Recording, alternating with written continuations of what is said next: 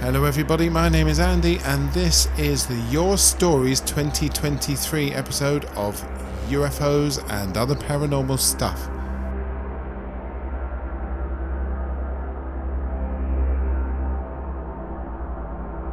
That's right, ladies and gentlemen, every single season we do a Your Stories episode. Thing is with this one is we have had so many replies back that I've actually had to separate them into two different episodes. This being the first, obviously, and one coming out next week will be Your Stories 2023 Part 2. There has been thousands of replies. I'll put the message out on Facebook, I'll put the message out on the website to let me know what your stories are, and we have had literally, I think, about 8,000 to 9,000. That is breathtaking. That's right, ladies and gentlemen, nearly 8, 9, maybe 10,000 responses and replies and a few emails here and there to my message on the channels asking for your stories. And ladies and gentlemen, we have got stories of UFOs, we have got stories of near-death experiences, ball lightning, all that kind of thing. Plenty of you to get your ears into. So, without further ado, ladies and gentlemen, here they are. The stories I read out on this episode and the next episode are spoken as the person who wrote them. They have not been edited at all by me. And here we go. First off, we have Nigel's story.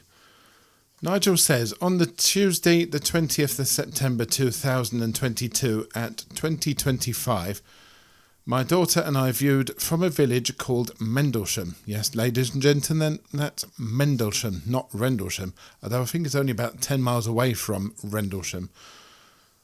We have just seen a strange, extremely bright white light, a UAP flying in an easterly direction with no navigation lights, not a satellite as it was too low, flying at a constant speed. Could be aerial plasma ball lightning. No sound. Or it could be something else. He's put a picture of aliens and spacecraft and UFOs there. What did we see on the 20th of September? Friday the 23rd of September 2022, a clear night in Haverhill. Just watched the ISS at 7:32 and 9:09 p.m. Just a speck in the sky, not big and bright white as the ball of light, viewed on Tuesday the 20th of September at 2025. So I asked Nigel, how did you both feel after that little sighting? I know a lot of people who would have just run away. And he replied by saying to me, hi, discussed the sighting with family and friends. I also raised this and put it up on the EAUFO discussion group. That's the East Anglia UFO discussion group. How did my daughter and I feel after the sighting? Amazed. Previously, we had both seen an incident of ball lightning while staying at the family house in northern Spain in 2017. When viewed in the distance, I thought it was passenger jet's headlight, but the sky was clear. The bright ball of light flew over our heads, very difficult to make out how big it was in the dark. The ball of light flew into the distance, stopped, then split into two bright orbs. The larger of the two shot off at 1 o'clock direction and at high speed. The smaller one zigzagged towards the ground. This was a plasma ball, otherwise known as ball lightning for sure. The sighting in Mendlesham looked like it was just above the clouds, half the size of the moon. Some of my friends suggested it might be the ISS, the International Space Station. No, as what we saw was big. A friend, Graham of the EAUFO group, said, did I take any video? I have an iPhone 8 and from experience of taking videos of police helicopters at night, take away the sound and it could be no more than blurry lights in the sky. That is quite interesting, ladies and gentlemen. I've heard possible stories or theories about ball lightning, but never actually heard a personal story. I've read about them in books and they've been sort of debunked, but it's nice to actually see a sort of personal story about it, you know what I mean? What do you think about that, by the way? Thomas sent a message via the contact form on the website www.ufosandops.com. He said, had an encounter with a UFO in the early 60s, less than 10 feet away from me. Later had object removed from near my appendix, right side of my body, in a hospital in Scotland. Yes, they are real. At that time, there were 3 different types of aliens operating that craft. I asked Thomas, what did they remove from your appendix? He replied by saying, I believe the UFO I watched in 1960 for a few hours when I was an 8-year-old kid, which was visiting bedrooms in my block of houses, also visited me, although I have no recollection of it visiting me, as the object taken out in 1962 in a second operation. First operation in 1962 was to remove my appendix, and a short period of time later, maybe a week or 2 later, a second operation was carried out to remove the object spotted near where my appendix was removed at the time of my appendix operation. I don't really know what it was. I had a conversation with the doctor that removed my appendix about it, as I became aware that something was going on in the operating theatre when he tried to remove it. After my appendix was removed, all he would say to me was that it was sitting in a fold of skin near where my appendix had been. But he never described it to me. All he would tell me was that my body was looking at it like it was part of my body. There was no indication of my immune system trying to contain it in any way. He said it looked like it could have been put there the day before, like it was in pristine condition. Later, an older doctor performed a second operation to remove it, which he did, and I ended up on a breathing machine. This doctor, after a few weeks of me abusing him, finally approached my bed and showed me a black object in a small, clear bottle with liquid in it. The approximate length of the object was about 10 millimeters and shaped like a tic-tac, approximately 3 millimeters wide. It had 3 spikes at one end, and halfway down its length was a spike in an L shape, running parallel with the tic-tac shape. Not having seen the original object, or being told by the first doctor who removed my appendix what it looked like, I can't say what this actually was, what it was removed. I did not believe the older doctor that this is what he removed. This is because he kept lying to my parent on the reason why I needed this second operation. The real reason being that he heard about it and wanted it, even if it killed me. Jim also sent his story via the website. I have 3 stories, Jim says. One is about when I got sick at a young age and died. I was shown an image of an ET, which I met at the age of 16 in my second abductions of 3 in 1969. Then in 1973, this girl I was dating, we had an encounter with a spacecraft, a UFO, which put a show on for us. It knew we was watching it. Jim sent a more detailed email a little bit later on.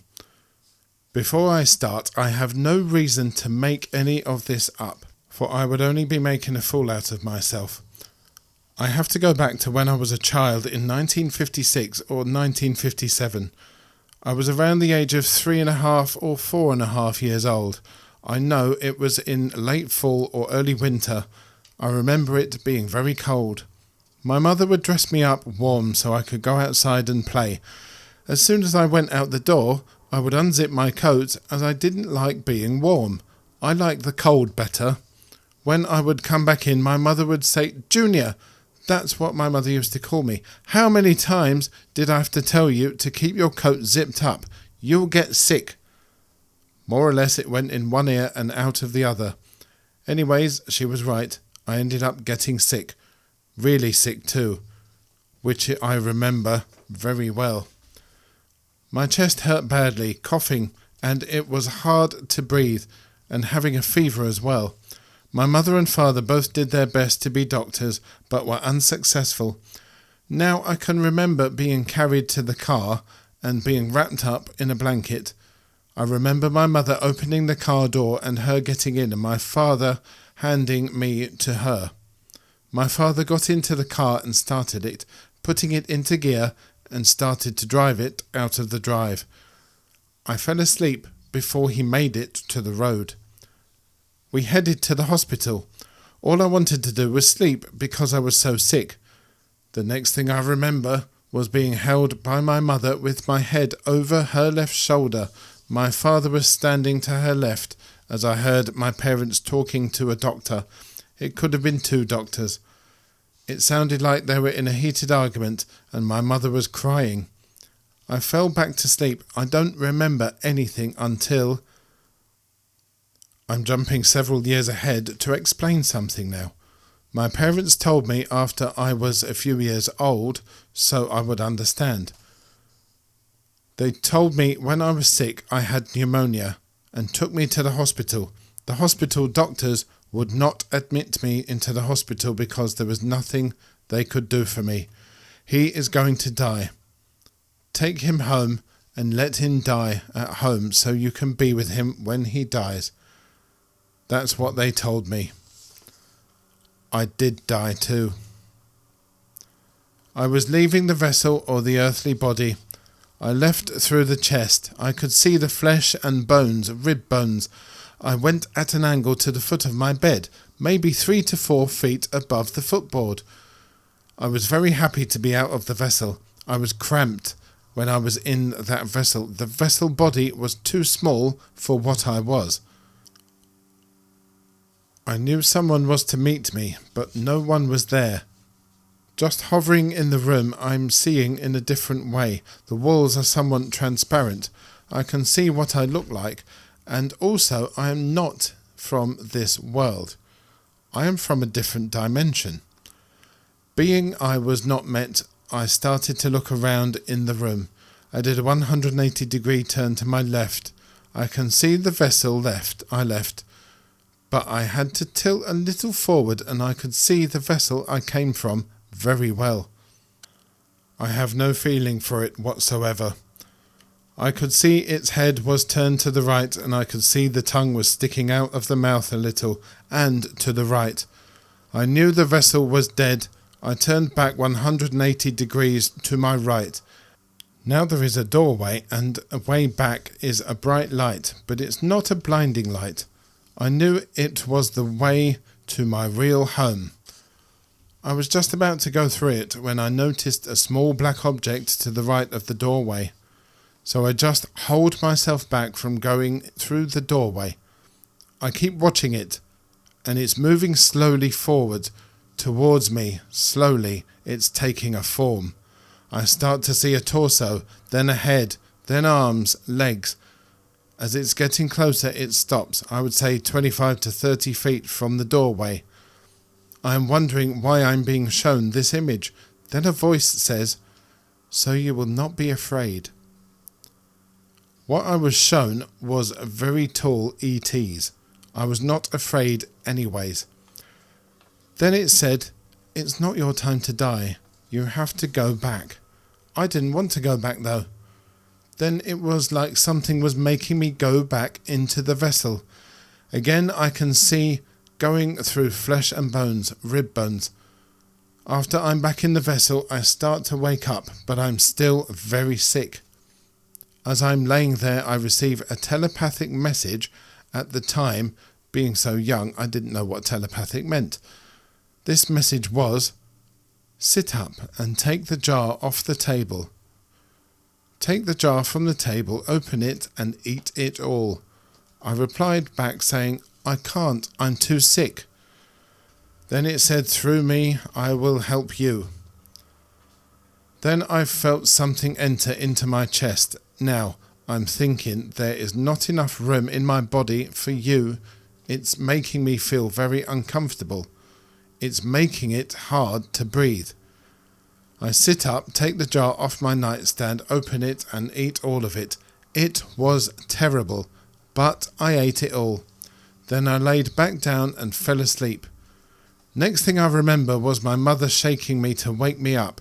She asked me over and over, how did you open the jar? She went on asking me, did you eat all that? I don't remember my answers, whereas I was still not feeling very well. That is what saved my life, by eating all of that nasty stuff in that jar. Note, the jar was a jar of Vicks Vapor Rub.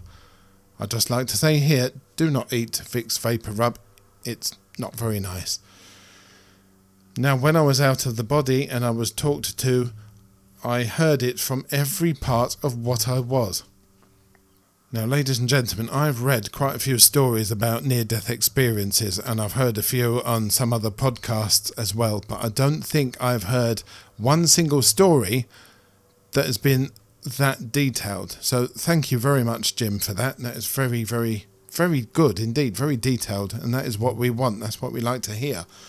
Jason wrote, in 1987, my friend and I climbed up an old water tower. It was dark. At the same time, we both saw 3 white, bright lights come together as one. Flash, the 3 take off in 3 different directions, very, very fast. We both saw this at the same time. Thanks for that, Jason. That actually reminds me of my own UFO experience back in 1999, which forms the first episode of this podcast. It is called UFOs over Mitcham Common. A few weeks ago, I posed a question on Facebook. What got you interested in UFOs? Now, I expected to get a few replies. I was not expecting to get as many as I did. And we got loads. William answered the question by saying it was the year 1989, around the middle of July. The clock just struck midnight on a hot summer night. My grandmother and I were outside staring up at the beautiful clear night sky. And there it was, that thing you can't explain. 2 glowing white dots way up in the sky. And then one dot shot a green laser beam at the other dot. Then the other dot shot a red laser beam back at the other dot that was shooting the green laser beam. But neither one was destroyed. This went on for about 30 minutes. I think it was some sort of communication. Very interesting there, William. Green and red lights being shone from one dot to another. I wonder what that could mean. What do you think about that? Mariuki wrote, while growing up in Kenya in East Africa, as a young lad barely able to comprehend about aerial phenomena, say for a few planes and choppers, not even rockets, I started hearing about flying saucers being sighted all over Nairobi, and for the first time I heard about the term UFO. I was about 9 years old. I inquired from my primary school teacher and elder siblings what that was about. I received no answers. The then government made up a cover story that there was a roofing sheet company using the flying saucers to galvanise roofing sheets all over the country. It made no sense to me at all. The more I thought about it, the more sinister it felt. I started digging. Well, Mariuki, what did your digging turn up? What did you find? Please do tell us more.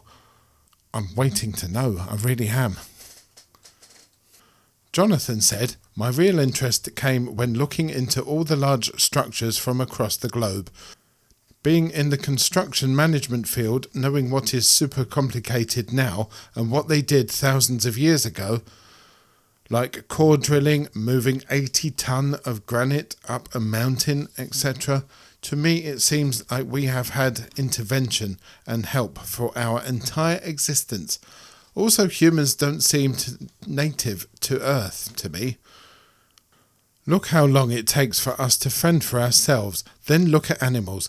They are walking for hours in some cases, or swimming.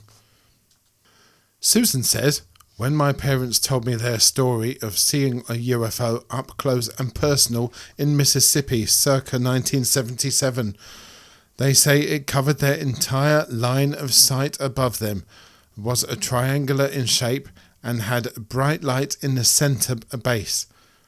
Made absolutely no sound even being that close to them and just hovered off near the Mississippi River.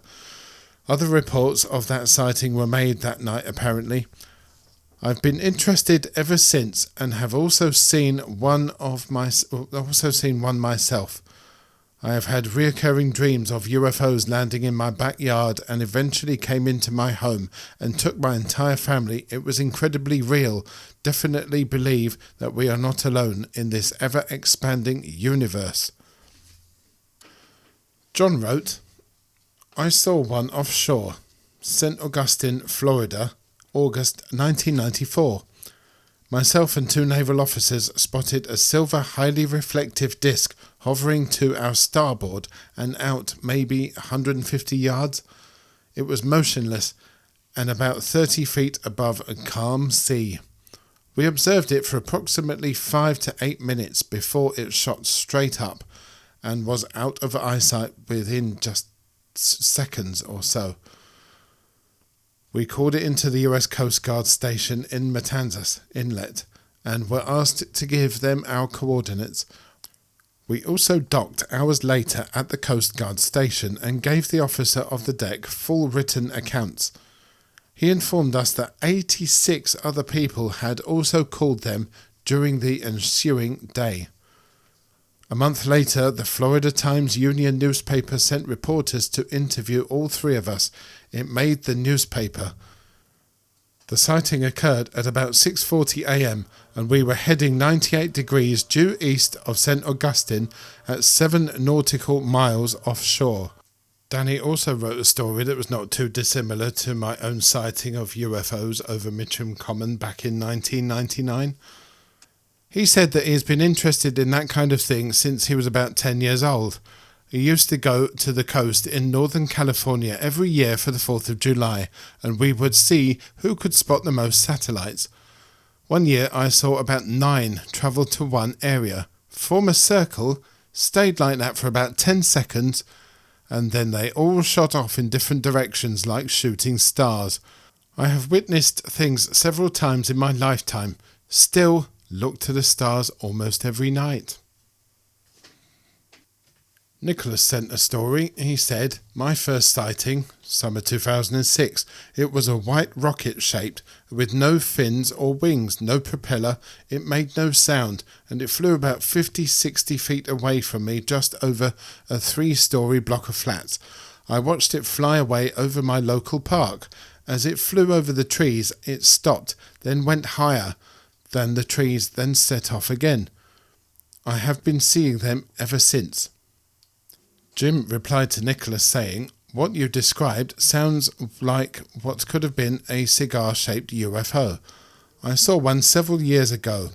It was close to the July the 4th weekend, as at first I thought it was fireworks because I only seen it first from the corner of my right eye.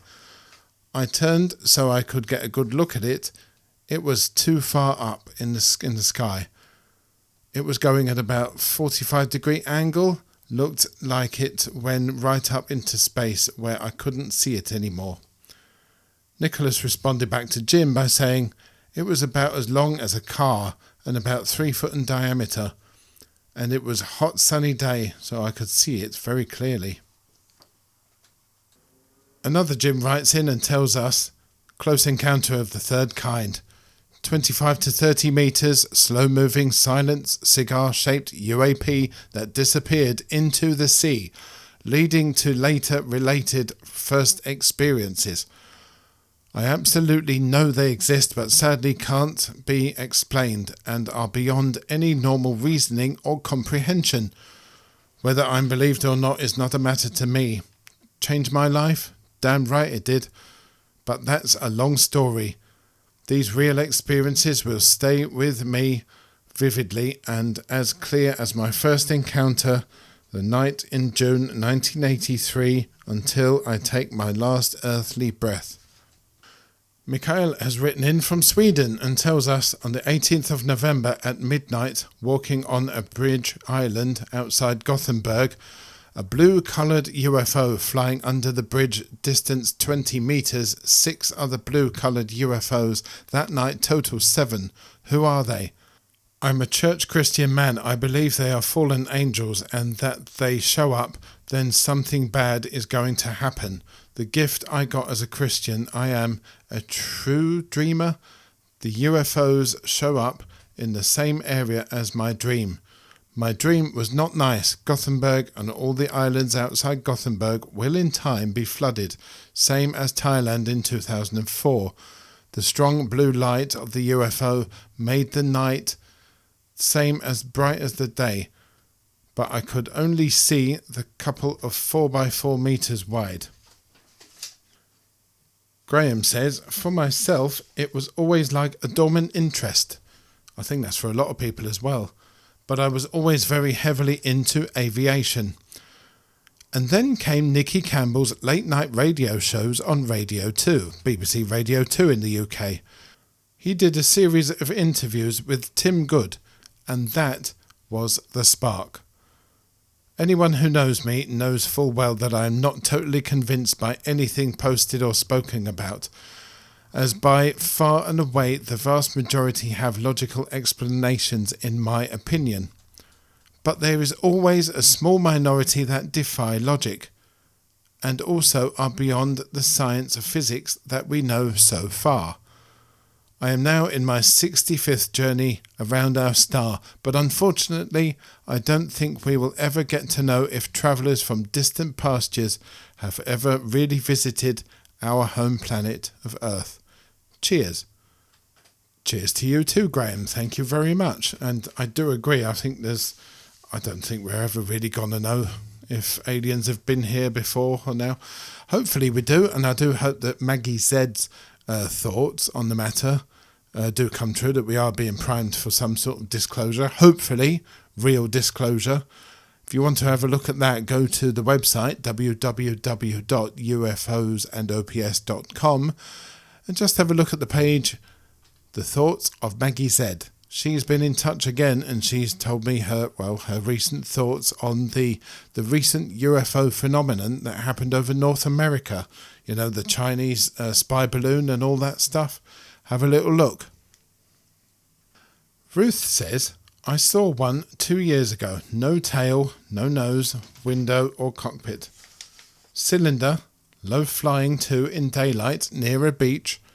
Started my own research because society doesn't talk about it, or people are conditioned to think that you are mad. Yet seeing nothing else strange all around me and knowing I wasn't in a state of hallucination or in a daydream, I simply saw a flying object not of our making and wanted to know more. Discussed it with a few people. Here's what the two people who didn't laugh said. 1. I saw a tic-tac other side of the island some years ago. Very white light, shiny. 2. I saw 3 tiny men, like the Greys description, on an army base when I was a child. They were skinny, in the legs and the arms, naked, had no private parts like us. The things kids notice, eh? Fits the description, and the tic-tacs are very common too. I set them both off on an adventure via Dr. Greer online. That's obviously Dr. Stephen Greer. Everybody who listens to this podcast must know who Dr. Stephen Greer is. If you don't, find out. You'll be doing yourself a big favour. We've got a lot of messages in from Denmark. Birgit wrote, I experienced something 40 years ago that piqued my interest. I lived on Samsø, and last night I walked the dogs through the dark little village, stood by the street, and the dogs were running around. Then 3 big round lights came over me. They were almost sitting in a triangle. They stayed right above me for a while. The dogs reacted by standing at my feet. I was stunned and woke up a few neighbours when I had to tell someone. They thought I was crazy, but I knew what I had seen. I haven't seen anything since, but I'm very, very interested in the topic. Cindy says, and I find this quite interesting actually, because it sort of joins the religion into the subject. Many years ago I was watching Billy Graham, a Pentecostal evangelist. I've been to see him myself at Crystal Palace back in the 80s. Very interesting person. Someone asked him if he believed in UFOs. I was surprised when this well-known man of God and preacher and teacher said, yes. He believed that God didn't just create us, the heavens, earth, and all that abound. That, yes, he believed there's other beings out there. So I just thought, okay. We're getting messages from everybody everywhere. Anderson has written in from Greenland. That's right, Greenland. Childhood in Nuuk in the 1970s was filled with UFO stories. Just like all over the coast, you could hear somebody tell on the local radio stations, and people were generally very open about it, as I remember. And I can remember spotting a UFO myself for a period a bit high north of us, Block 5, where we lived. Thank you very much, Anderson. That is interesting. A message coming in all the way from Greenland. Preben from Denmark says, reading science fiction raised the obvious question for me. Is there life out there? That is the biggest question in the galaxy, I think, Preben. Since it is quite obvious that there is life out there, because it would be illogical that there isn't. It almost follows without itself that the next question is, have they been out there or are they here on Earth? It seems to me that the answer to the question is not only a matter of logic, but to a great extent a question of faith. Intriguing. Ebe, also from Denmark, has written in, it was H.C. Petterson who was employed in Skridstrup at the airport 50 years ago. Sorry, my pronunciation is terrible. H.C. was an incredibly friendly and helpful and was lively interested in everything about UFOs, even though it was nothing the Air Force had interest in hearing or talking about. P.S. What's out there in the universe is going to be a whole today, but not in Denmark, but the United States has now released some info about alien mysteries which can't be explained with anything known in our world. Among the other things, the speed and obviously the flying alien objects have lifted the law of gravity, and one of us Earthlings is using the form of forward movement, silent and flying at speeds we do not understand. And the fact that the objects also dive into the water is a bit exciting for us. I think within a few years we will have a lot more information about alien contacts, which is inexplicable at the moment. Looking forward to it, but there will probably be something that will have major consequences for us Earthlings in the future. We will probably also get insights into a world our imagination cannot handle. Therefore, we will probably get the knowledge we can handle, and later we will gradually gain more and more knowledge, if we can behave properly and use the knowledge we are given by those who come from abroad. Hello from someone who is waiting, says Ib. Ib, you are not the only one who is waiting for this knowledge. Let's have it all now. I think we can be trusted. Maybe some people in the world can't, but we can. Thank you very much, Ib. The next one, ladies and gentlemen, is from somebody called JR, and this is a corker. Are you sitting comfortably? Then let's begin. JR wrote, the tall greys were abducting and transporting us because in 1969 we didn't have the technology to do it. We had many briefings, but I would just tell you about 3 of them. They are not in order, so I'm just going to name them 1, 2 and 3. Briefing 1. Now, what we were told in this briefing was that we would be working with the one group of 4 ETs, different planets, 20 from each planet, 80, and making us 100, a coalition.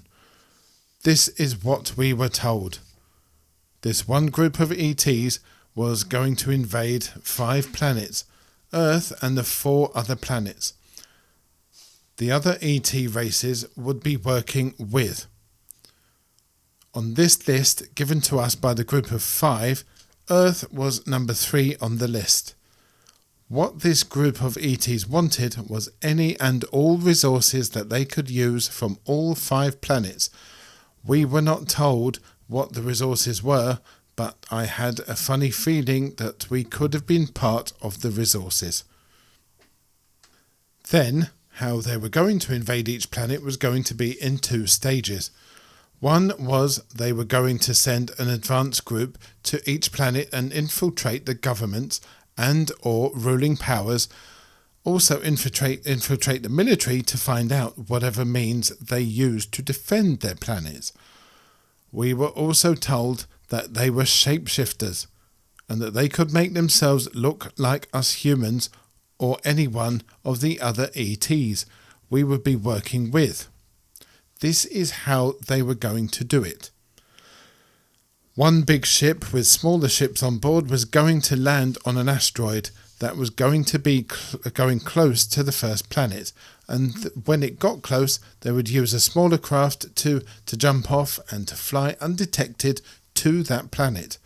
We were also told that they were going to kill everything living on all 5 planets, and that when they got all the resources from the planets they needed, each planet would end up like Mars is today, barren. So our mission, the mission's name was the Ambush, is to stop the advance group, and we would be fighting them on an asteroid way before it got to the first planet. Then he told us we had to kill every last one of them, and he told us he was very strict about this. We had to shoot them in the face twice, and only in the face at point blank range. And the big ship with the smaller ships in it all had to be destroyed, because then the invading ET main forces would think it was a blown mission and call the invasion off. All I can tell you about that part is that we were told the group of 5 gave us all intel. When, where, how, why, and which planets. Briefing 2. Training. Not your normal military training. This briefing was about how to use a weapon that was on loan from a group of 5. One of these weapons was lying on a table. You could see through it. It was like glass. We're told it's a plasma rifle. I'm looking at it and I see no trigger. We ask, how does it work? He replies, with your own thoughts. I thought, okay. The barrel is like a U-shape and has a rifle stock and no trigger. How it was fired was by you thinking it to fire. Each of us got one, and once you mastered how to fire it, it was yours. No one else could pick it up and fire it. The damnedest thing I ever used. It took forever to master it though. I shot a plasma ball about the size of a tennis ball, and the ball would start out bright red, and as it moved up the tube midpoint it would change to a blue colour. By the time it got to the end of the tube it would really be bright blue in colour.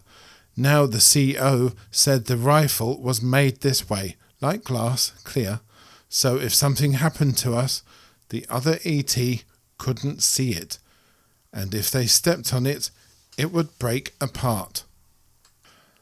They did not want the bad ETs to have the technology on how they worked.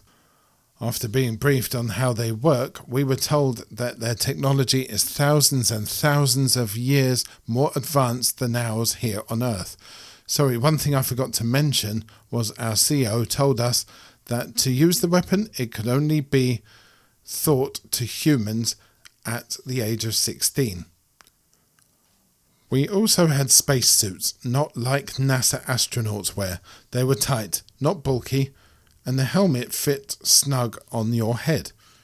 The helmet had a built-in translator so everyone could understand one another.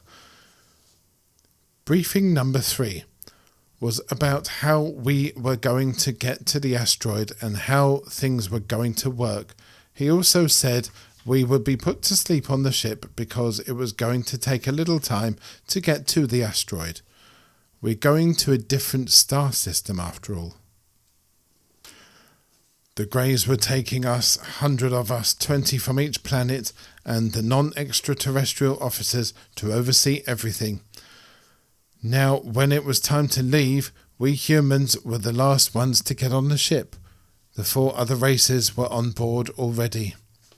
We have our spacesuits on, weapons with us, etc., etc.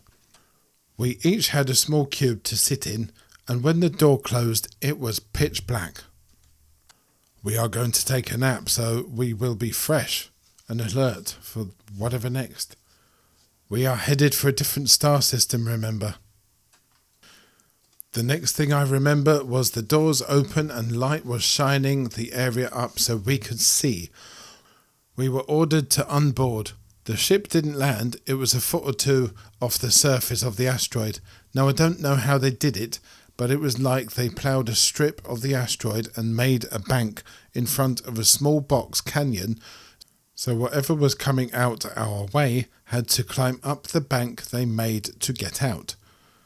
Now we get out and all of us climb up the bank and get ready. I have no one to the right of me, everyone is to my left. The ship closes its doors and leaves no light. It's so damn dark, blacker than black. If you took your helmet off, you wouldn't be able to see the end of your nose on your face. Now the helmet has a very dark shield. If someone was looking at you, they couldn't see you.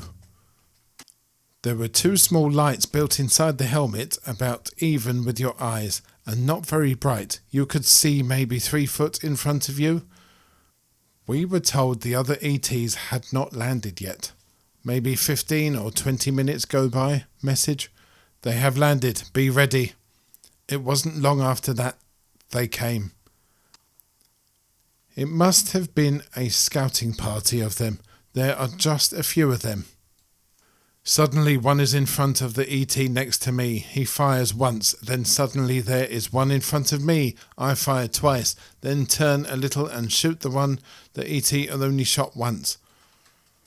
I got to see what it looked like just for a fraction of a second. Not sure what I saw. After seeing it, I thought everyone was going to die.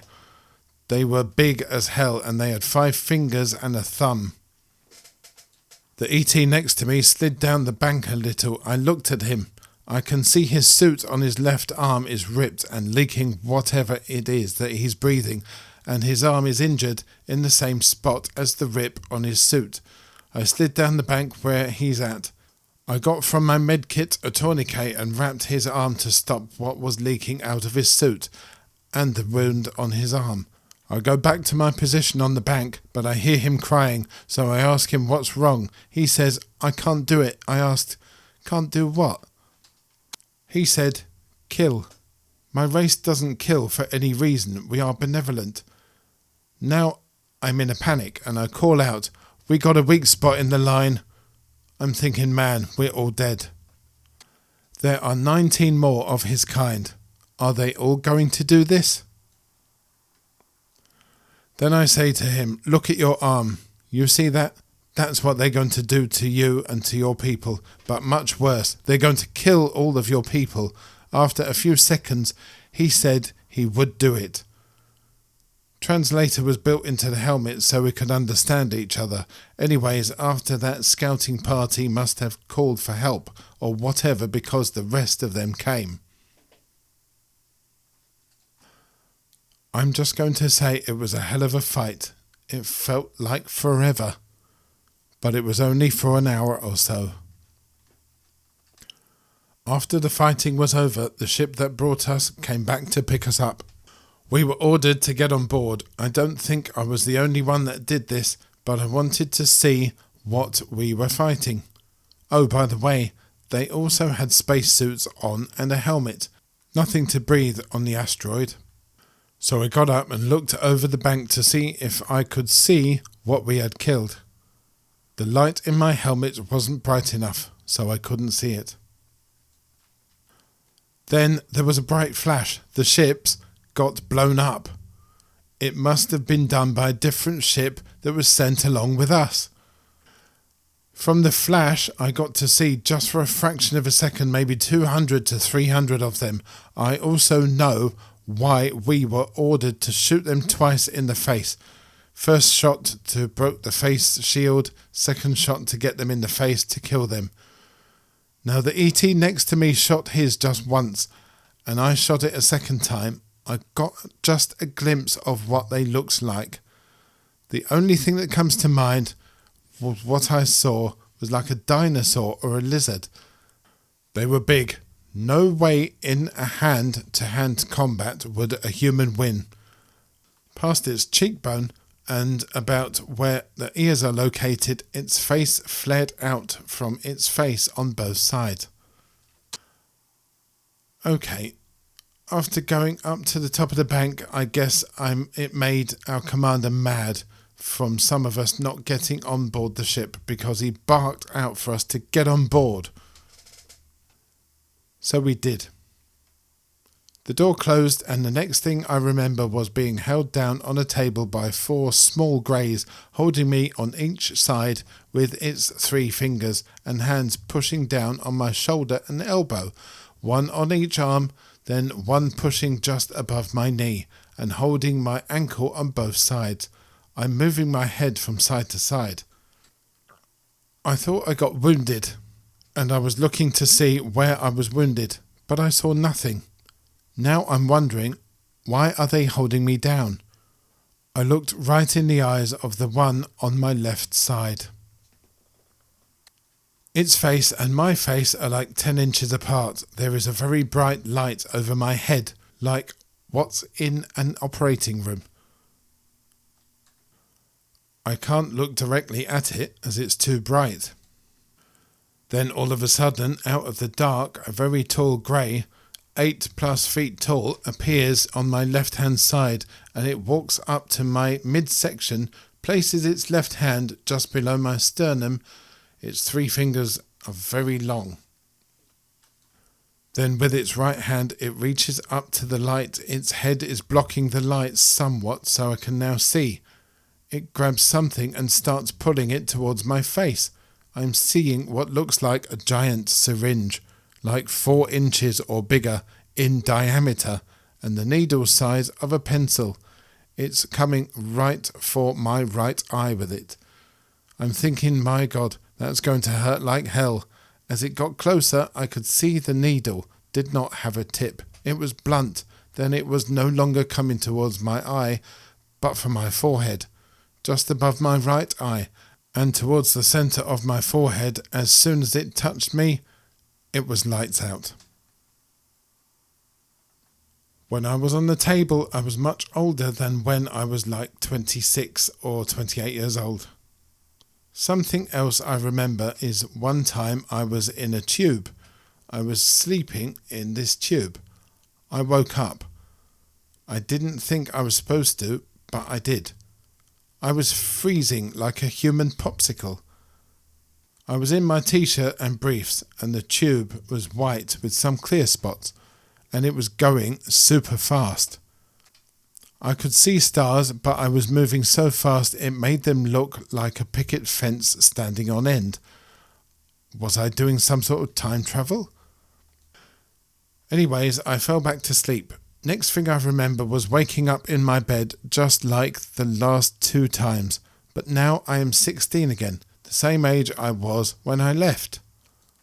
Blimey, thank you very much for that, JR. That is a very long and detailed story indeed. Ladies and gentlemen, what do you think about that? What do you think about all the stories that have been told today in this part 1 of Your Stories 2023? Please do let us know by the website, or you can go on the Facebook page, of course. That's www.ufosandops.com.